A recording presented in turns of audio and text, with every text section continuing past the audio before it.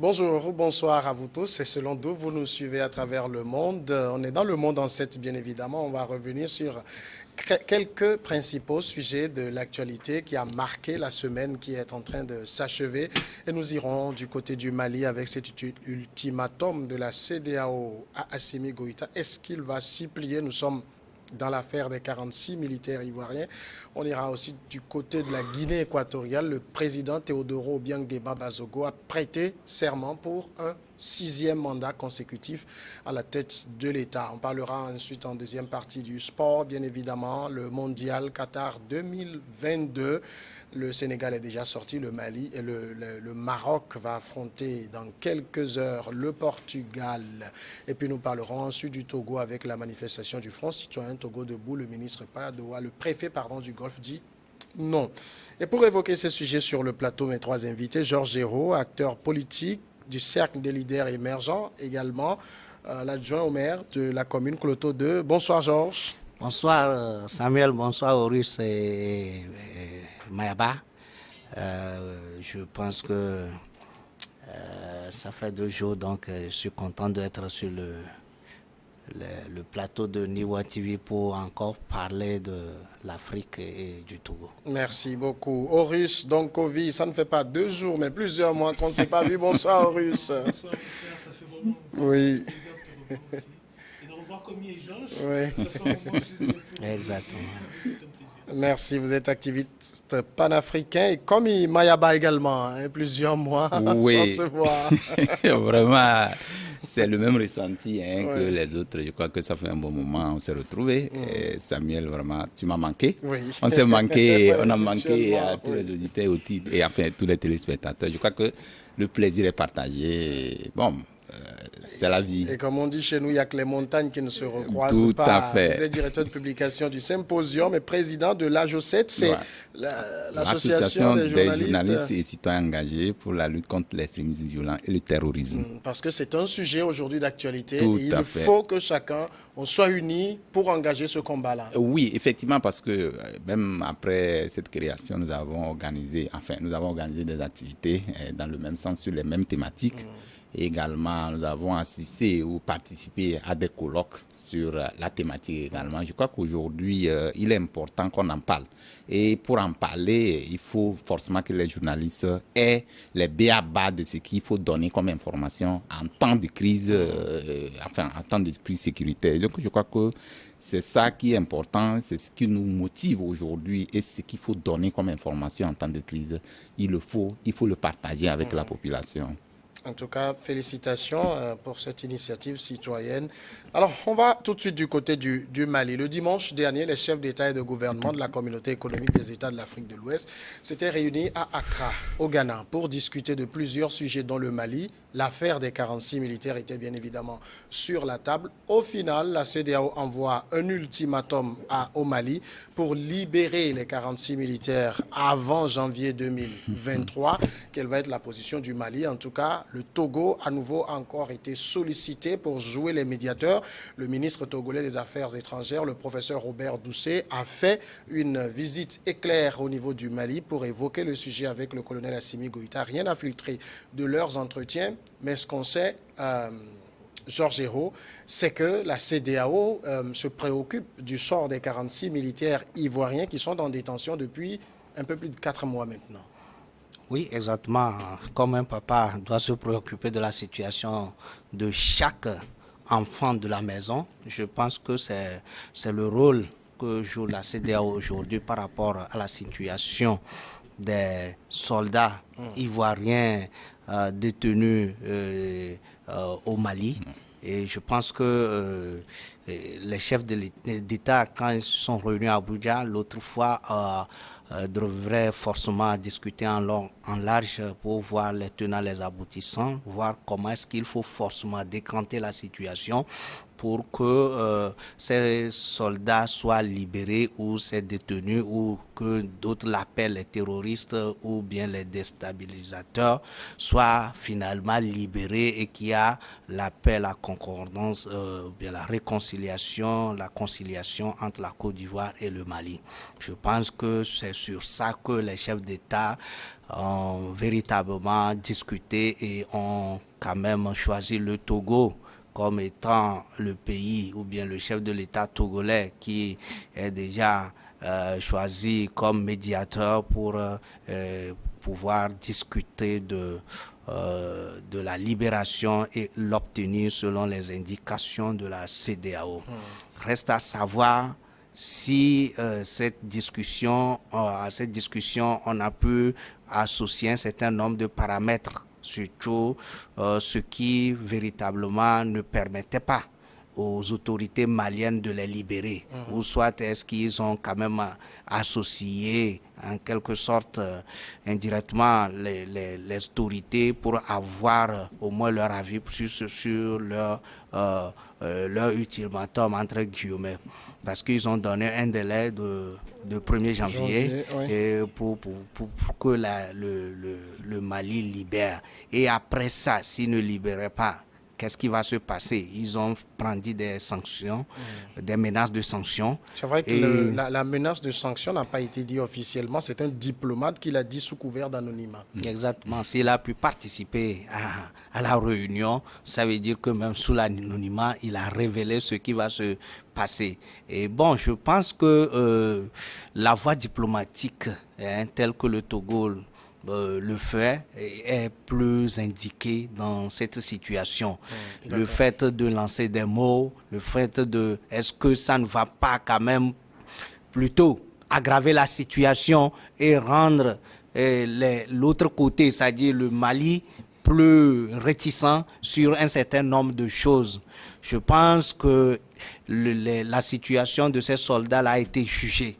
Et donc, l'autorité malienne se réfugie derrière la justice, je peux le dire ainsi, et parce qu'ils disent qu'il faut que la justice fasse son travail. Il faut qu'il fasse son travail. Et là, si les autorités disent qu'il faut que la justice fasse son travail, personne au monde ne peut pas exiger à ce que les autorités, à un moment donné, marchent ou bien en quelque sorte en contradiction avec la justice, ou soit que nous prenons aujourd'hui la séparation du pouvoir et que on demande à l'exécutif de faire entorse aux procédures et de demander la libération alors que la justice est en train de faire ce travail.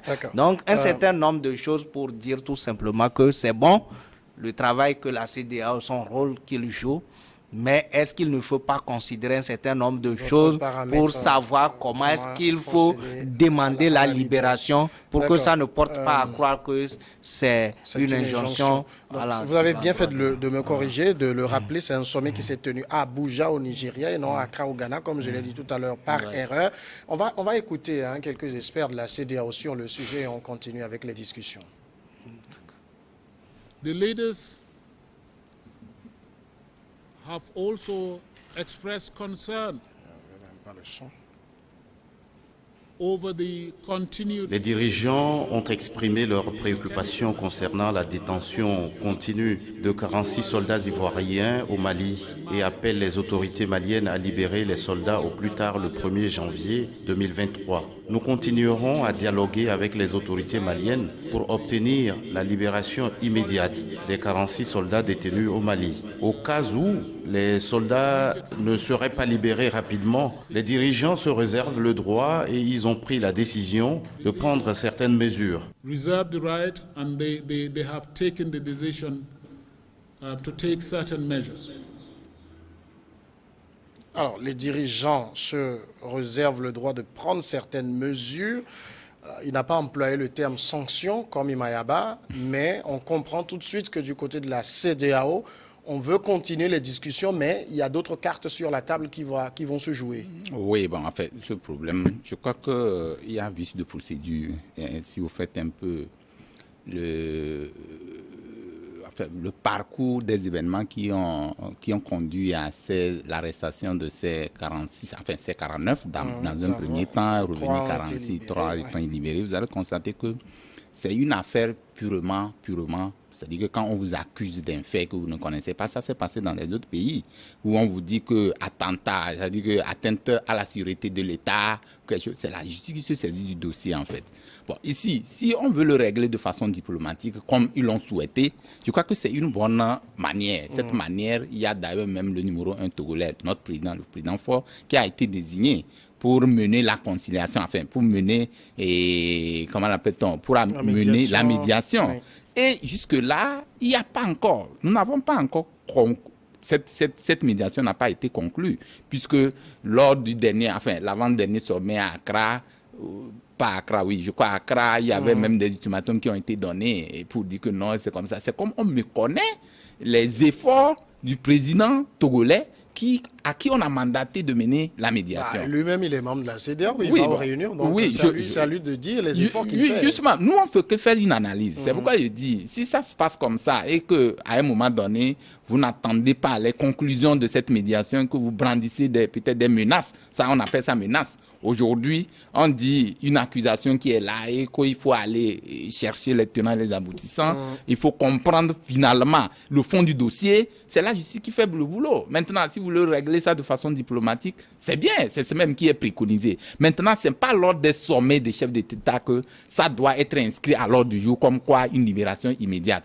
Alors, ça veut dire que vous connaissez le dénouement de cette crise ou quoi? Moi, ce que je considère ou je constate, c'est que cette façon de mener de façon musclée la libération de ces 46 militaires ivoiriens, aujourd'hui, n'arrange personne.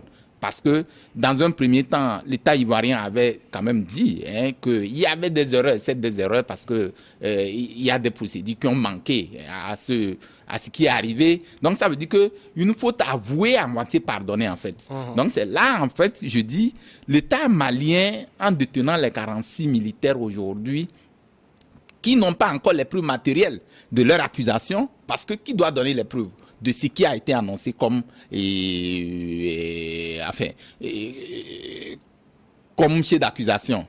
Il n'y a pas de preuve. Ça veut dire que c'est la justice qui doit aller dans le fond du dossier, alors que vous connaissez la lenteur de la justice. Donc aujourd'hui, si la CEDEAO veut se saisir du dossier pour le régler, ils l'ont bien fait. Ils l'ont commencé dans un premier temps en désignant un médiateur qui est le chef de l'État togolais, notre président de la République, qui a commencé. On aurait pu aller de cette façon-là. Maintenant, d'un sommet en sommet, quand vous donnez le ton pour dire que d'ici fin janvier, début janvier, s'il n'y a pas de libération, il y aura des sanctions. Le Mali n'est pas à ses premières sanctions, puisque si vous regardez un peu, quand le coup d'État était intervenu, il y a eu des sanctions même qui sont au-delà des sanctions d'achat de la CEDEAO. Voilà. Et donc, tout le monde avait décrié cette façon de faire. Mais aujourd'hui, il y a quelque chose qui s'est passé d'anormal et il faut quand même régler ça de façon diplomatique. Maintenant, si vous ne voulez pas aller dans le sens là, laissez la justice faire son travail. Maintenant, le chef de l'État togolais, on l'a envoyé. Bien qu'il soit choisi comme médiateur, il est allé. Ça veut dire que les autorités maliennes vont considérer que mais tu es venu nous dire ce que les pairs des choses sont convenus pour nous dire. Ça veut dire que ce n'est plus encore la médiation. Là, on considère qu'il faut forcément qu'on trouve des formules les plus adaptées pour régler ce problème de 46 militaires. Est-ce que vous comprenez la position que prend la CEDEAO aujourd'hui dans cette affaire? On a l'impression comme si finalement la CEDEAO prend fait et cause pour les arguments de la Côte d'Ivoire. Oui, c'est un peu ce que je suis en train de voir et très sincèrement, je ne le comprends pas. Personnellement, pour moi, il n'y a aucune logique à cela. Je trouve que la CEDEAO est ambivalente et si elle doit se vautrer dans ce genre d'équilibrisme, la meilleure solution, c'est qu'elle ne communique pas. Je m'explique. Vous êtes chez vous, vous êtes dans votre maison, et vous attrapez quelqu'un par effraction qui vient de rentrer chez vous. Vous attrapez la personne et à votre grand étonnement, vous apercevez que cette personne-là, c'est le fils du voisin. Alors, au lieu de vous comporter comme vous l'auriez fait avec quelqu'un qui serait rentré par effraction chez vous, vous attachez la personne, vous la maintenez sur place, mais vous prenez quand même soin d'aller voir le voisin pour lui demander mais pourquoi son enfant est rentré par infraction. il est incapable de vous expliquer pourquoi cet enfant est rentré par infraction. Mais en plus de cela, il appelle ses copains. Vous avez beau lui demander des informations, il présume du fait de connaître un de vos anciens amis, et il ne vous donne aucune information. Et il vous donne l'injonction de libérer l'enfant que vous avez attrapé chez vous. Alors, bien entendu, vous ne l'entendez pas de cette oreille, vous demandez une explication. Il faut qu'on vous explique pourquoi on pénètre chez vous par infraction, ce que personne n'accepterait ici autour de cette table. Et à votre grand étonnement, on vous donne un ultimatum en s'appuyant sur les copains. Il y a quelque chose qui ne va pas. La première des choses, c'est que, et je pense que ce que tout le monde aimerait savoir, y compris l'opinion ivoirienne, c'est savoir pourquoi il y a 46 soldats qui se retrouvent au Mali sans qu'ils soient reconnus par l'État malien. Ça, c'est la première des choses. La seconde des choses, c'est que le gouvernement malien, si je me souviens bien, a versé ce dossier au niveau de la justice. Alors, moi, j'aimerais bien savoir, est-ce qu'il est permis à une association de chefs d'État telle que la CEDEAO de pouvoir donner une injonction à la justice d'un pays? Est-ce que c'est quelque chose de sérieux? Est-ce que c'est un modèle enviable? Est-ce que lorsque au Togo on a pris des décisions de justice, est-ce qu'on a accepté qu'une instance aussi supranationale soit-elle puisse, comment dirais-je, influencer la prise de décision de justice au Togo? Alors, si c'est cela, si cela n'a pas pu être fait au Togo, n'a pas pu être fait en Côte d'Ivoire, au Sénégal ou bien dans d'autres pays, pourquoi pensez-vous que les Maliens vont surseoir à la décision de la justice, libérer les 46 policiers, les 46 militaires pour répondre aux injonctions de la CEDEAO? Maintenant, il y a la dernière question que je pense Georges énonce. En supposant qu'ils ne répondent pas à cette injonction, à cet ultimatum en griffe, de quoi présume la CEDEAO? Ils vont faire quoi? Ils vont mettre de nouvelles sanctions? C'est impossible. Les nouvelles sanctions, on a vu ce que ça a coûté à toute la sous-région. Ils vont faire quoi? Ils vont la pénaliser militairement? Mais c'est impossible. Si vous la pénalisez militairement, ça veut dire que toute la sous-région est en danger parce qu'il y a un problème malien à régler. La vérité, c'est que la CEDEAO le veuille ou non, il n'y a pas d'intérêt partisan à avoir dans cette histoire. Il y a un gouvernement malien qu'il faut transformer en allié coûte que coûte. Parce que la CEDEAO, en l'état actuel des choses, ne peut se permettre d'avoir contre elle un État malien, un État burkinabé, aussi, comment dirais-je, conflictuel, soit ce qu'on pense du gouvernement actuel. Alors, Georges, on a écouté quand même le diplomate de la CEDEAO parler, évoquer le fait que la CEDEAO se réserve le droit de prendre des mesures. On sait que la seule arme dont dispose la CEDEAO, ce sont les sanctions. Les Maliens l'ont expérimenté même à un niveau, eux-mêmes ils l'ont qualifié d'inhumain. Ils en sont sortis. Finalement, est-ce que c'est la bonne approche que la CEDEAO utilise?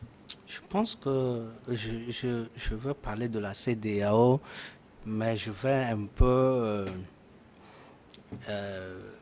parler d'un certain nombre d'individus, parce que ce que je vois, ce que j'ai entendu, je pense que c'est un peu arrimé ou bien quelque chose à l'image du président qui préside aujourd'hui la conférence des chefs d'État.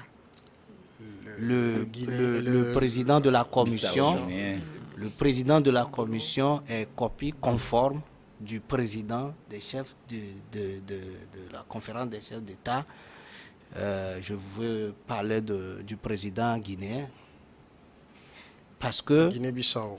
Parce que vous ne pouvez pas, c'est comme si ils sont en train, comme on le dit chez nous, ils sont en train d'envoyer le chef de l'État togolais devant une situation les mains liées.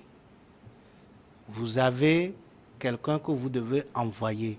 Il y a des discussions de ce niveau-là et on ne communique pas comme Russe l'a dit. On ne communique pas, on dit mais nous sommes retrouvés aujourd'hui pour parler de la situation, nous avons donné notre quitus au chef de l'État d'aller discuter de la libération. C'est fini.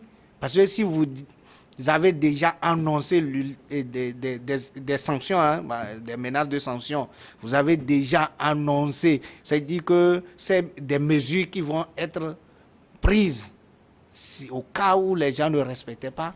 C'est-à-dire que vous avez déjà monté l'autre côté avant que le médiateur n'arrive. C'est-à-dire tout simplement que ce qu'ils sont en train de faire, c'est pour rendre difficile la tâche de la médiation ou bien la tâche du président togolais. Et c'est à l'image de ce président guinéen qui se gonfle un peu partout, je ne sais pas, mais il a de sérieux problèmes dans son pays. Bon, il faut l'excuser, il vient d'arriver. Il faut qu'il revisite. Hein, il faut qu'il revisite un peu l'histoire et surtout l'histoire de la CEDEAO.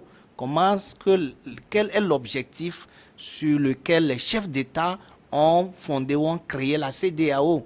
Ce n'est pas pour la discorde, ce n'est pas pour les menaces. Ça ne plaît à personne de voir le Mali dans cette situation, même les Maliens. Ce n'est pas du tout gai pour nous de voir le Mali dans cette situation. Ce qui arrive à nos frontières aujourd'hui avec le terrorisme, on tue nos soldats, on tue nos frères, ça veut dire qu'on nous tue. Ce n'est pas du tout gai pour nous, pour qu'ils se lèvent du jour au lendemain parler en désordre. Non, plutôt, il faut reconnaître qu'il y a une situation de fait. On vient de le dire. L'autorité de la transition devrait devenir un allié avec lequel la CEDEAO compose et on trouve solution à tous. Et petit à petit, Jonathan l'a dit, qu'il y a de l'avancée aujourd'hui. Et c'est lui qui est chargé du dossier du Mali. Il dit qu'il y a de l'avancée aujourd'hui et que la transition travaille pour qu'il y ait un retour des civils au pouvoir. S'il y a de l'avancée, donc travaillons ensemble et dans peu de temps, le pouvoir sera remis aux civils. Et là, les choses vont aller autrement. Alors, moi, ce qui me gêne dans cette histoire, c'est qu'on a l'impression que la CEDEAO ne demande aucune explication à la Côte d'Ivoire.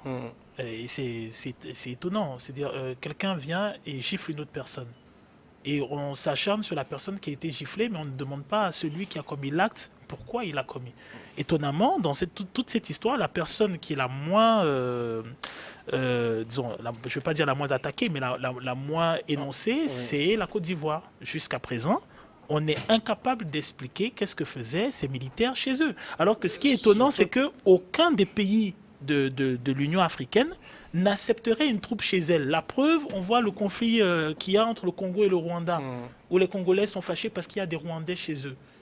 Et aucun pays, même le Togo, n'accepterait pas. Je ne crois pas qu'actuellement le Togo aimerait capturer une quarantaine de troupes, je ne sais pas moi, du Bénin ou du Burkina, qui seraient en train de gambader dans le pays et qui diraient que ça serait étonnant. La preuve, je me souviens que, d'ailleurs, il y a cette histoire avec le Togo, lorsqu'il y a eu des problèmes, je pense, avec la Côte d'Ivoire, il y a eu des problèmes avec l'histoire des pilotes. Oui. Des pilotes. Les pilotes biélorusses. Des Biélorusses. Oui. Le Togo, dès que le Togo s'est aperçu qu'il y avait des militaires étrangers sur son territoire, le Togo a arrêté les pilotes biélorusses. Et il les a expulsés. Donc il n'y a aucun pays qui accepterait des troupes étrangères chez lui, surtout si elles ne sont pas mandatées, elles ne sont pas reconnues. Donc étonnamment, j'aurais bien voulu que la CEDEAO demande à la Côte d'Ivoire ce que faisaient de telles troupes au Mali. On a essayé de présumer d'un mandat de l'ONU, d'une agence et ainsi de suite. Que ce soit l'ONU ou que ce soit l'agence, tout le monde est ambivalent. Personne ne précise exactement. On a l'impression qu'il s'agit d'un genre de couverture. Et personne ne veut prendre la responsabilité devant l'État malien et devant les nations de cautionner le fait qu'un groupe, un détachement armé se soit qu'on appelle investi en territoire malien. Donc, à un moment, je pense que c'est un mauvais message de la CEDEAO qui ne fait pas preuve de, si vous voulez, je ne vais pas dire de clairvoyance, mais de clarté dans son traitement du problème. C'est un mauvais signal. D'accord. Comme Mayaba, finalement, est-ce que vous pensez qu'Assimi Goïta va céder à cet ultimatum?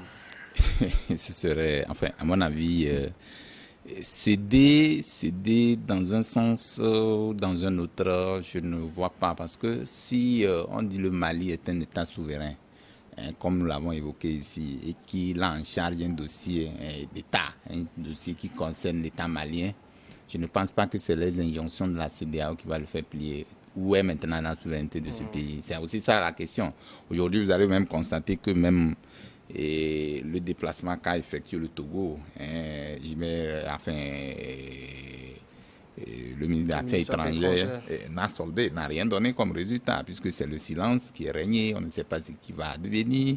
Et à mon avis, je crois que le sort de ces 46 militaires ivoiriens aujourd'hui s'est fait traduire par la position de la CEDEAO. Sinon, depuis longtemps, moi je l'ai dit que c'est vrai, dans un premier temps, on accuse quelqu'un de tout et de rien, il n'y a pas de preuve. Bon, on peut le libérer, le Mali pouvait le libérer. Mais c'est des positions tranchées de sommet en sommet, quand on tient des positions pour dire, donner des ultimatums, il faut libérer au simple matériel. Je pense qu'un État qui se veut un État sérieux et souverain ne va pas accepter qu'il y ait ces genres d'incongruités dans un État qu'on puisse peut-être dire fatalement il faut libérer. Ça veut dire que n'importe qui rentrerait dans ce pays va commettre les mêmes bêtises. Alors ici, je pense que avec la diplomatie, c'est la voie la mieux adaptée pour quand même répondre aux soucis de ces 46 militaires. Mais si aujourd'hui le sommet d'Abuja donne encore des injonctions, ça veut dire que ça peut corser l'addition. Et vous allez voir que dans les jours à venir, c'est les sanctions que je connais très bien. Les nouvelles autorités maliennes ne vont pas céder, comme vous l'avez posé la question, elles ne vont pas céder aux menaces, à ces menaces de sanctions. Et vous allez voir, on va peut-être chercher à dire, mais moi ce qui est curieux, quel est le rôle de la médiation qui a été dédiée dans ce dossier-là? Ça, ce qui est important de constater, c'est ça. Quel a été le rôle sensible de cette médiation? Si aujourd'hui, le chef de l'État togolais n'a pas pu peut-être rendre un dossier pour dire que, bon, voilà, à la suite de ce que j'ai pu faire, il y a ceci, et que c'est le sommet de la CEDEAO qui décide d'une libération, ça veut dire que celui que vous avez envoyé pour faire le boulot n'est pas en mesure. En fait, c'est ce que ça prouve, c'est ce que ça montre. Alors, si c'est dans ce cas de figure, et c'est la même personne qu'on dit, allez-y. Alors, vous lui avez déjà donné la mission, vous lui avez déjà donné la mission d'aller gérer ce problème, laissez-lui rendre quand même, et vous allez voir l'incapacité ou la capacité, l'incapacité de ses actions sur le terrain, vous allez peut-être prendre des sanctions. Vous avez vu, ce n'est pas ça seul, vous allez voir que, bon, et les Nations Unies aussi ont été complices de ce dossier-là. Dans un premier temps, vous avez vu que Ouattara, enfin, je parle de Ouattara, je parle de la Côte d'Ivoire, avait demandé que ces 46 militaires, c'est des biens et biens de l'ONU. On avait appelé l'ONU qui avait démenti tout ça, non? Donc, c'est tout un bordel qui est semé dans ce pays-là. Aujourd'hui, il faut forcément laisser la justice faire son travail. D'accord, affaire à suivre. Deuxième sujet, nous passons maintenant du côté de la Guinée équatoriale. Là-bas, le président Théodoro Obiang-Nguema Bazogo a prêté serment le jeudi dernier pour un 6e mandat consécutif à la tête de cet État de l'Afrique centrale qu'il dirige depuis, tenez-vous bien, 43 ans. Théodoro Obiang-Nguema Bazogo est le chef de l'État qui détient aujourd'hui le record de longévité au pouvoir, hors monarque bien évidemment. Eh bien, il a promis d'être le président de tous les équato-guinéens, car, dit-il, il a été élu par les équato-guinéens. Georges Chéreau, ce qu'on retient de cette cérémonie de prestation de serment, finalement, c'est quoi? C'est sa longévité ou bien il y a une nouveauté? Samuel, vous me donnez un exercice un peu délicat, très difficile. Vous savez pourquoi? Parce que quand vous parlez de 43 ans, je ne suis pas encore né. et donc, je vais parler de quelque chose avec de main tremblante, mais ferme. Quand même ferme. parce que la longévité n'est pas, selon moi, un indicateur qui forcément est source de la mauvaise gouvernance, ni du fait que les populations ne seront pas heureuses, ou soit un certain nombre de choses que les gens qui se nomment démocrates défendent, hein, à longueur de journée. Mais je dis tout simplement, comme vous l'avez dit, est-ce que c'est sa longévité ou est-ce qu'il y a de nouvelles choses à servir, hein? Je pense tout simplement que la Guinée devient notre cas. Parce que quand vous voyez, que vous étudiez les discours de du monsieur, il n'y a rien de nouveau. Il n'y a rien de nouveau. Je pense que il va falloir que soit il change de paradigme, ou soit il laisse sa position à une autre personne. En cela, il devient un doyen qui va donner des conseils.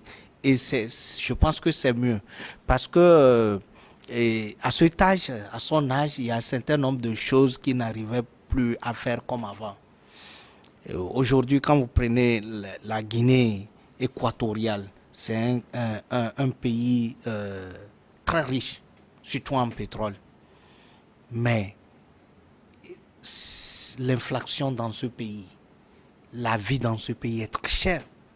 Vous voyez, de telle manière que aujourd'hui, avant les gens enviaient la Guinée équatoriale, mais aujourd'hui, il n'y a plus de gens qui veulent forcément aller en Guinée, etc. En Guinée équatoriale, non. Parce que la vie devient de plus en plus compliquée.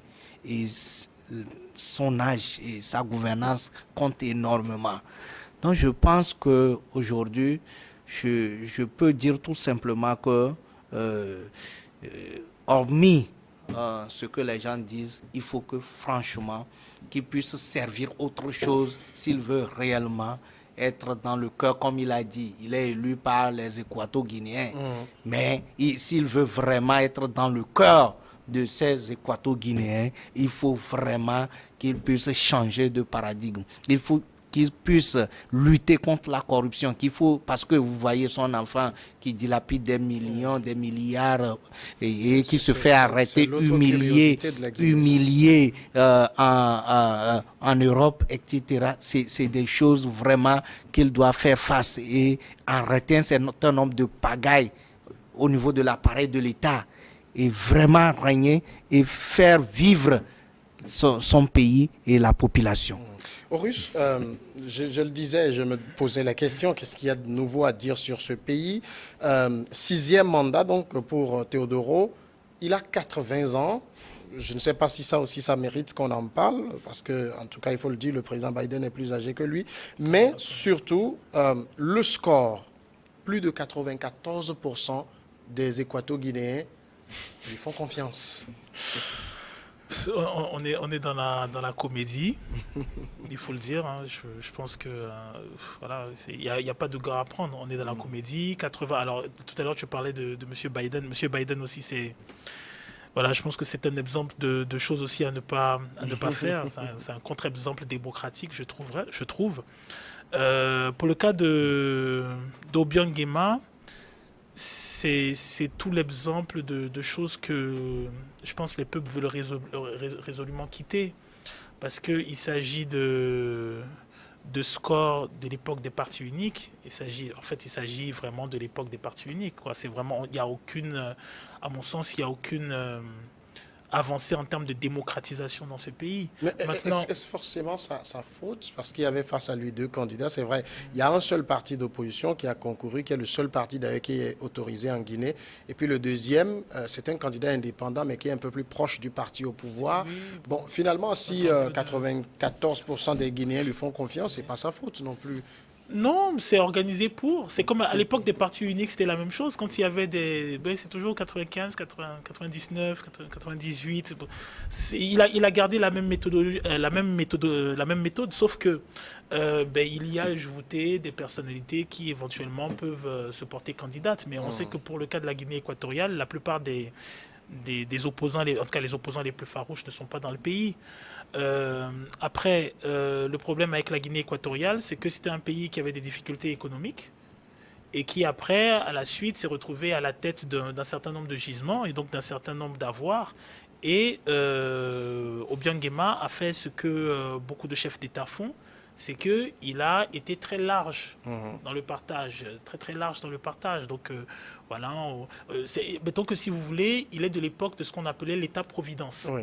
C'est-à-dire une époque où l'État subvenait à tous les besoins, où, si vous voulez, le peuple allait de façon constante à la mamelle du gouvernement et voilà, on distribuait. Ça marche. Mais en même temps, Horus, j'écoute votre analyse, mais je me pose la question, est-ce que parfois aussi on n'est pas dans des visions un peu caricaturales, un peu occidentales de comment les Occidentaux nous présentent ces pays? Vous vous rappelez déjà du temps de Kadhafi, on l'a présenté de tous les noms possibles. Après, on a découvert que c'est un monsieur qui a très bien développé son pays, que les Libyens ne manquaient de rien sous lui. Bon, alors, il y a une petite nuance à cela. C'est peut-être ce que... alors, si je paraphrase un peu ce que Sankara disait, il dit non, un militaire qui n'a pas de conscience ou de culture politique est un assassin. C'est un peu la même chose. C'est-à-dire, Kadhafi a un parcours. Kadhafi a un parcours dans la lutte, un parcours dans les convictions, et c'est par rapport à ces convictions justement qu'il a géré son État. Il n'en est pas, ce n'est pas la même chose pour tous les dictateurs, ou ce n'est pas la même chose pour en griffe tous les monarques. Obiang Nguema, le problème n'est pas en soi la dictature, le problème est ce qu'il en fait. Avant lui, vous allez en Corée, le premier chef d'État de la Corée du Sud après la guerre de Corée est un dictateur. Mais actuellement en Corée... non, pas Kim, la Corée du Sud. En Corée du Sud, j'oublie le nom m'échappe. Le premier président de la Corée du Sud après la guerre de Corée est un dictateur radical, pur et dur. Mais ce qui lui suit, c'est des présidents qui sont élus démocratiquement et qui même se font attaquer par la justice lorsqu'il y a corruption. Vous allez en Amérique latine, c'est la même chose. Là, dernièrement, on a arrêté le président péruvien. Oui. Pourtant, ce sont des pays qui ont connu de la dictature. Vous allez en Espagne. En Espagne, vous avez eu Franco. Franco était un dictateur, mais c'est après lui qui rétablit la démocratie. Donc, c'est pour dire que, même si je n'aime pas le terme, il y a parfois effectivement des dictateurs éclairés qui vont dans le sens du développement de leur peuple. Je me rappelle qu'à l'époque de Saddam Hussein, on a fait disons, la comparaison entre le taux d'analphabétisme et on s'est aperçu qu'il l'avait évincé. Il y avait carrément plus de taux d'analphabétisme en Irak. En tout cas, il avait fortement baissé. Vous allez en Iran. En Iran, c'est vrai que l'on tape matin, midi, soir sur, comment dirais-je, les mollahs. Mais à la vérité, le gouvernement est plus démocratique que l'Arabie Saoudite. Vous avez des élections... chaque fois, vous avez plus de femmes iraniennes à l'université que d'hommes. C'est vous dire. Là, par exemple, on a un État, la Guinée équatoriale, avec un président qui, oui, fait partie des personnes qui se sont battues pour l'indépendance de son pays, mais qui a une gestion calamiteuse de son pays, disons, une gestion calamiteuse des ressources de son pays, qui est incarnée d'ailleurs par celui qui rêve comme successeur, qui est son fils. Alors, si on fait un comparatif, parce que là où je parle quand tu parlais de stéréotypes, si on fait un comparatif, quand on prenait la Guinée équatoriale, prenez le Gabon, prenez le Congo, prenez l'Angola, et que vous voyez en termes de gisement ce que ces pays détiennent, et que vous comparez avec les Émirats, le Qatar, Dubaï, et ainsi de suite, et que vous voyez à capacité égale ce que ces pays ont fait avec leurs ressources, et ce que ces régions de l'Afrique font avec leurs ressources, mais vous êtes largués. Vous êtes largués. Donc le problème qui se pose, c'est que oui, tu veux faire 40 ans de pouvoir. Limite, si tu es un monarque, tu vas passer la succession à ton fils. Les gisements, en termes de projection, qu'est-ce que tu en as fait? On a un exemple palpable, c'est celui du Qatar, c'est celui des Émirats, de petits pays qui n'ont strictement rien, parfois même pas d'armée. Le Qatari, c'était des pêcheurs de crustacés. Ils pêchaient des crustacés. On a découvert des gisements de gaz en moins de 40 ans, voilà où ils en sont. Mais qu'est-ce que tu fais de la manne pétrolière que tu as quand tu as un petit pays sous-peuplé Alors, je rappelle, je vais terminer. La Guinée équatoriale n'a pas que le pétrole. Ils ont du bois, ils ont tout un ensemble de ressources. Mais qu'est-ce que tu en fais? Comme Mayaba, dans la gouvernance de Teodoro Obiang Nguema, est-ce qu'aujourd'hui, 6e mandat, c'est déjà acquis, quelque chose doit changer dans sa façon de gouverner? Non, je vais surprendre mes amis. Parce que tout ce dont nous parlons aujourd'hui, nous parlons de la démocratie. C'est quoi nous appelons la démocratie en fait? C'est la volonté du peuple, par le peuple et pour le peuple. C'est ce qu'on nous explique en termes clairs, c'est ce qu'on nous dit. C'est ce que le peuple veut qui se réalise. Bon, si on me dit aujourd'hui que le peuple équato-guinéen a choisi, comment on appelle, Teodoro Obiang Nguema comme président 6 mandats après, je ne sais pas combien, et que vous avez vu le score. J'ai suivi, je crois, le micro-trottoir qu'on a brandi aux gens, ils disent non, que c'est l'homme du moment. Ça pose un problème d'identité africaine. C'est-à-dire que, est-ce que notre démocratie ou la démocratie contente de nous imposer ne nous amène pas à d'autres reculs? C'est-à-dire quoi? On dit il faut qu'il passe la main. C'est ce qui est en train de se faire. Il faut forcément qu'il y ait l'alternance. Il faut organiser des élections, il faut qu'il y ait l'alternance. Ici, le peuple équato-guinéen... Est-ce que forcément c'est l'alternance, mais qu'il y ait une compétition libre? Oui, justement, cette compétition, il a relevé. Il a dit qu'il y a 2 candidats qui n'ont pas forcément pu avoir grande chose, selon les règles qui ont été établies, ou peut-être le score qui a été donné. Donc moi, je me dis aujourd'hui que ce qui me fait mal par rapport à cette élection, c'est le fait peut-être qu'on le dise que c'est une élection. Qu'on aurait pu dire que c'est c'est un royaume. Ouais. C'est un royaume comme peut-être au Maroc. Personne n'en parle. Mais il y a des élections au Maroc. Oui, c'est ce que je dis. Donc aujourd'hui, voilà, le régime parlementaire. Ils ont une monarchie parlementaire. Voilà. Donc, ici, ce que nous constatons, c'est que ça pose un problème d'identité africaine. C'est-à-dire qu'à un moment donné, les Africains doivent comprendre que la démocratie qu'on nous impose parlant d'alternance, vous avez évoqué un cas, le camp libyen, où on pensait qu'il n'y avait pas trop de gestion, il y avait tout ceci, et on a fait partie. Et aujourd'hui, où se trouve la Libye? La Libye est vraiment dans une déluge, pas possible. Donc, ici, moi, j'aurais voulu peut-être que, à l'époque, ça existe. Chez nous, actuellement, il y a ce problème qui existe parce que quand il est question d'élire les chefs, quand on parle d'élection, et vous savez comment les formes d'élection dont nous avons chez nous. Aujourd'hui, le peuple ne se retrouve pas parce que c'est des instruments que beaucoup ne savent pratiquement pas, et quand on vient mettre des gens qui sont en déphasage avec les réalités du peuple. Moi, à mon avis, cette élection de Teodoro Obiang Nguema reflète un peu l'image d'un pays où on se dit non, en fait, on ne devait pas avoir d'élection, c'est celui qui, quand il meurt, c'est son fils qui va prendre, qu'on ne nous parle pas il y a le principe de démocratie. Est-ce que la démocratie est un facteur de développement? Bon, en fait, c'est un facteur de développement, mais la démocratie ne fait pas le développement. Quand vous prenez la démocratie, les pays aujourd'hui que vous parlez des pays démocratiques, ce n'est pas les pays les plus développés. Prenez la Chine, on ne va pas nous parler, l'Inde, prenez peut-être la Russie, prenez tous ces pays-là. C'est des pays développés. Mais est-ce qu'il y a les principes de démocratie là-bas? Est-ce qu'ils ont la démocratie? C'est la question fondamentale qu'il faut se poser. Oui. Mais nous disons que si on veut parler d'élection, il faut forcément que ce qu'on nous dit, principe de démocratie, qu'on respecte, il y ait libre discussion, c'est-à-dire que, qui est, comment l'appelle-t-on, des élections libres, transparentes, très équitables et tout, là. Ça, c'est bien, mais c'est au beaux yeux des populations qui sont toujours victimes de cette attitude-là. Non, en fait, moi, je ne pense pas que, comme Mayaba nous a étonnés. Non, en fait, c'est ce qui complète pratiquement ce que moi j'ai dit, je ne sais pas. Mais je ne parle pas, moi je dis, je ne parle pas de la durée du mandat de la personne. Oui, effectivement. Non, c'est ça. Il peut rester 1000 ans, d'autant plus que la population est heureuse. C'est fini. Mais ça ne rentre pas dans le cadre de la démocratie. Oui. En fait, c'est ça le problème. Oui, non, je ne parle pas de la démocratie. Je pense que vous êtes en train de l'alternance. Oui. Ça, c'est un autre débat. C'est un autre débat. La démocratie n'est pas forcément synonyme d'alternance. Non. Si les peuples, vous êtes entendu sur des règles de jeu.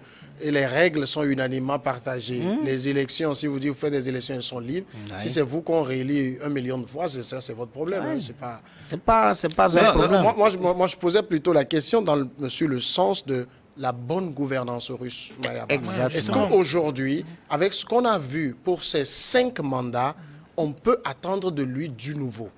Personnellement, non. Parce qu'à un moment donné, les choses sont en quelque sorte deviennent un cercle vicieux. C'est la même chose.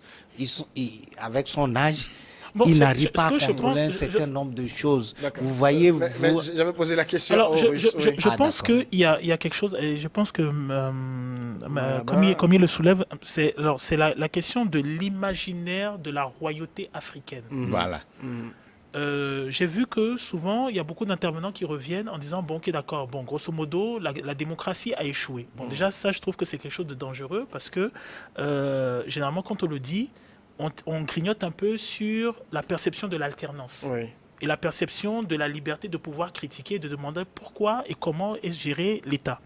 Maintenant, l'imaginaire qu'il y a sur la royauté africaine, c'est un imaginaire qui a créé beaucoup de problèmes en Afrique parce que c'était un imaginaire formaté où en réalité il y a un parallèle avec l'imaginaire de la royauté occidentale qui est radical et qui est résolu. La royauté africaine, Oui. justement, implique qu'il y ait de la démocratie et que Voilà. les gens s'expriment. Alors, je vous arrête juste quelques moments, le temps de la pause pour le journal, et on sera de retour dans quelques instants pour continuer.